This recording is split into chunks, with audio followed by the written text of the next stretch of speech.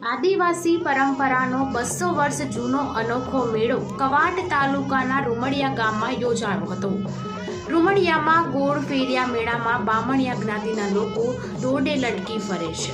કવાંટ તાલુકાના રૂમડિયા ગામમાં 2 સદી જૂની પરંપરા ધરાવતો ગોળ ફેરિયાનો મેળો યોજાયો। આ પારંપરિક મેળામાં મોટી સંખ્યામાં આદિવાસી સમાજના લોકો ઉમટી પડ્યા હતા। મેળામાં એક વિશેષ માંચડો બનાવવામાં આવે છે, તેના પર આડું લાકડું મૂકી દોરડું બાંધવામાં આવે છે। બાધા રાખનાર વ્યક્તિને આ દોરડા પર લટકાવી ગોળ ફેરવવામાં આવે છે। આ રીતે તેમની બાધા પૂરી થાય છે। આ પરંપરામાં દરેક જ્ઞાતિની અલગ ભૂમિકા છે।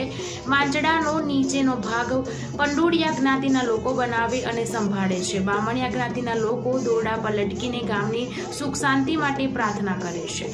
હોળી આદિવાસીઓનો મુખ્ય તહેવાર છે। તેઓ દેશ વિદેશથી પોતાના વતનમાં આવી હોળીની ઉજવણી કરે છે। મેળામાં રામઢોલ, પાવા, ખંજરી અને થાળીના તાલે આદિવાસીઓ નૃત્ય કરે છે। ઢોલના વાદ સાથે જ તેમના પગ આપોઆપ થિરકવા લાગે છે। આ રીતે 10 દિવસ સુધી ચાલતા મેળામાં આદિવાસી સમાજ આનંદથી ઝૂમે છે।